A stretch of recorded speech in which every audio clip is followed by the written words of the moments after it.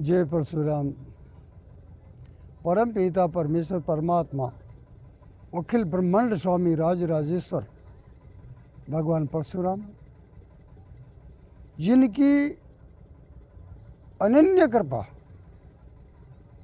को प्राप्त करके मनुष्य अपने जीवन को सार्थक बनाता है। उन्हीं के द्वारा वेद और विज्ञान, शस्त्र और शास्त्र का ज्ञान चारों वर्णों के लिए, स्त्री पुरुष के लिए समान रूप से प्रदत्त किया गया हो, समान रूप से सुलभ करा गया हो, उस समान रूप से अधिकार दिया गया। आज का मनुष्य उन्हीं के द्वारा प्रदत्त ज्ञान को आगे लेकर के अपने जीवन को सार्थक कर रहा है, परंतु जो ज्ञान को देने वाला था उसी को भूल गया। आज हमारे विद्वान किसी भी प्रकार से उनका ज्ञान गुणगान नहीं करते हैं। बड़ी विडंबना है। क्या हम विचार करके देखें, क्या परमात्मा का पृथ्वी पर अवतरण किसी एक वर्ण या किसी एक संप्रदाय, क्या किसी एक वर्ग के लिए होता है? क्या नहीं, अखिल ब्रह्मांड के लिए, कल्याण के लिए, सभी चराचर के कल्याण के लिए उनका प्रादुर्भाव होता है। वो कभी परमात्मा किसी के साथ भेदभाव नहीं करता है।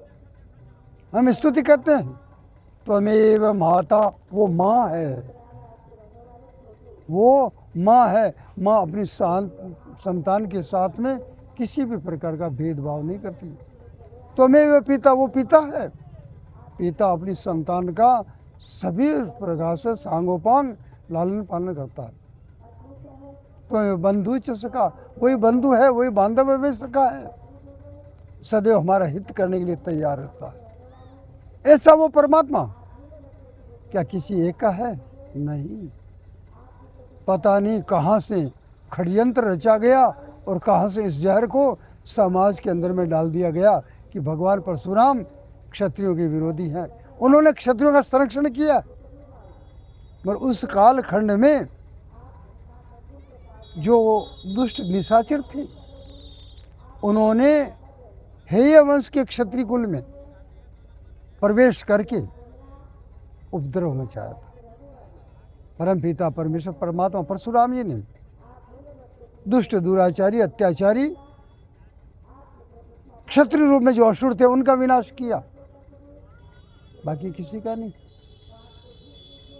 इसलिए ध्यान रहे, परमात्मा की कृपा किसी भी युग में हो, किसी भी युग में हो, किसी भी प्रकार के अवतार से हो, पूरा मानव जाति के लिए नहीं, पूरी चराचर के लिए, पूरे ब्रह्मांड के लिए कल्याणकारी होता है।